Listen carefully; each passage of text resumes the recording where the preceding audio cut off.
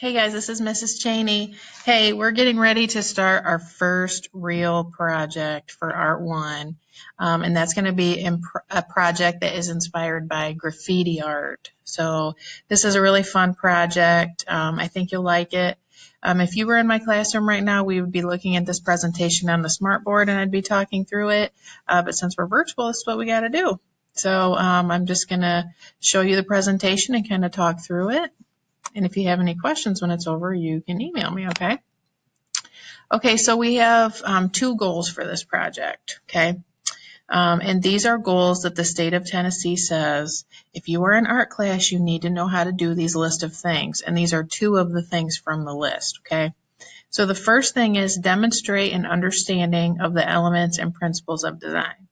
Okay, we're going to talk more about that in a minute, but the elements and principles of design are like a list of words. I call them the building block of all art projects, okay? And some of the words are like line, shape, color, texture, and so on. Like I said, we'll talk more about those later. But one of the goals is that you understand all of those, okay? And you understand how they relate to your artwork.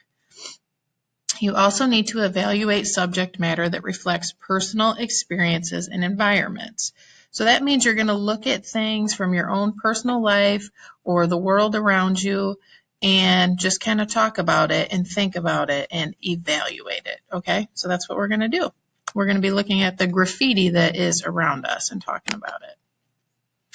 All right, so this is some graffiti in Asheville, North Carolina, which really is not very far from here at all. They have a really cool like downtown art area there. It's called the River Arts District. There's a lot of graffiti. There's art studios all over the place. If you love art and you can get to Asheville, go to the River Arts District. It's awesome. By the way, my throat's doing weird stuff right now. So I'm going to drink my coffee and try to make it feel better. Okay. So this is just one right here. If you look at it close, there's just like a lot going on. We've got the face. It almost looks like we have some words going through it. We have an eye. Like there's just all sorts of little things going on if you look at it closely. Okay, next one. Okay, this is some more graffiti in Asheville.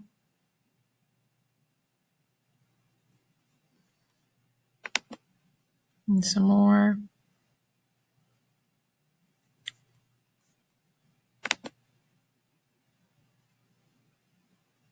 So graffiti is all different styles, right? All different colors. I mean, it can be things like words. It can be things like animals, pictures. It can be things people are like making up in their head. Like it can just be all sorts of stuff.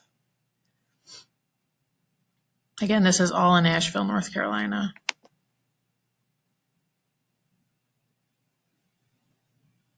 Pretty cool chicken with some cool designs on it there. And again, some more stuff. So what some graffiti artists will do is they will paint graffiti on areas that they sort of want to claim as their territory. And they will put like their, they call it a tag. Okay, a tag is like their signature. It's not necessarily their name though. It could be like a picture of something. Sorry about that. A picture of something or something like that.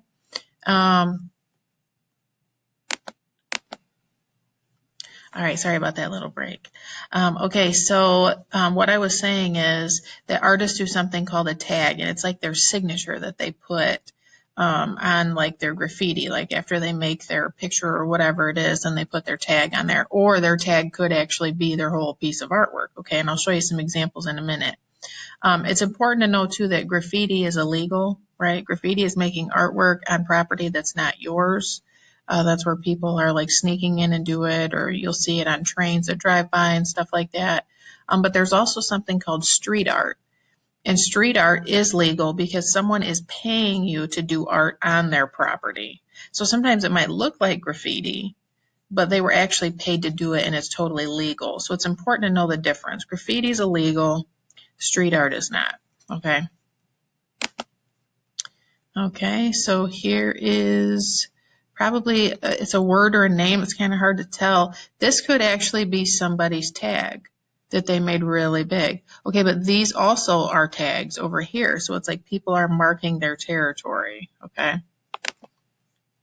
Okay, here's some more artwork. So for your project, you are actually going to, first of all, practice writing your name in some graffiti style letters. So this is kind of a cool example of some graffiti style letters right here. Okay, they're just sort of like big bubble letters, but they have a little 3D element to them where they look more three-dimensional, and that always looks cool when you're doing graffiti letters. Well, it just bounced around. Let's go back. Okay, now I'm guessing this is probably street art. Now I don't know for sure, but I'm guessing maybe someone was hired to do this. Who knows, it might be outside of a bowling alley or something like that. But that to me does not look illegal. Again, these are all in Nashville, you guys. I want to get my pictures taken there, like family pictures. That'd be so cool to have that graffiti in the background. Okay, so that's just a video. We're not actually going to do that right now, but you should have already watched a video that I posted before you actually watched this. So if you haven't done that yet, make sure you get back on my Bitmoji virtual classroom and watch the other video for today too. All right, so now we're talking about the elements of art, and those, like I said, are the building blocks for all art projects, and they're like our vocabulary words when we're talking about art. So for example, line is the first one. So when we're looking at graffiti art over here, do you see lines? Yep, I hope you say yes to that. We definitely see lines. Do you see shapes? Okay, yeah, shapes can be geometric or organic, right? So geometric shapes are like triangles, squares, normal shapes, rectangles. Organic shapes are every other shape. If it's not geometric, it's organic. So they're like made up shape, blobs, shapes in nature, things like that. So we definitely see shape. We definitely see color. Value is like the lightness or darkness of a color. So it's kind of like, okay, do you see different values of color? Like, yeah, I see like a darker blue. I see a lighter blue, a brighter pink and a lighter pink. So we do see values of color. It doesn't have to just be, value doesn't have to just be blacks and different types of grays. It can be values of color as well. Texture is the way something feels or the way something appears to feel. So like when you're looking at graffiti, does it look smooth? Does it look bumpy like right here? We can definitely see some texture. Space, basically space just means like, okay, if this wall is your space, is there some artwork on it that's taking up some of that space? Okay, well, yes, there is. Okay, so like the words are the positive space and then the background is the negative space. If we have that, we have space. Form means, does it look three-dimensional? I would say these letters definitely look three-dimensional. So we ended up covering all those elements of art in one shot. My laptop likes to do this to me. Like it'll just jump around, so I apologize. All right, these discussion questions are actually going to be an assignment for you after you watch this on the classwork tab on Google Classroom. So you'll just go through and answer these questions and submit it, and it should be a pretty easy grade for you. And these are just some examples of some graffiti art projects some other students have done. They wrote their name in graffiti style letters. Sorry, I had to pause again. But anyways, these are a couple graffiti projects that people have done with their name. So most likely they probably drew their name in pencil first, nice and big, outlined it with Sharpie, and then went ahead and added marker, or there's like, it looks like some spray watercolors on there, which would be hard to do from home. If you were here, we were actually going to do that, but we're just kind of making things work the best we can from home. So I just wanted to show you these so you could see kind of what we're working up towards. But the first step for you after you are done with this video is to go ahead and answer those questions that it's on the classwork tab and submit it. And then tomorrow you're actually going to start writing your name in some graffiti letters. So check back tomorrow and then you'll have some more information about that. But basically we're going to practice first.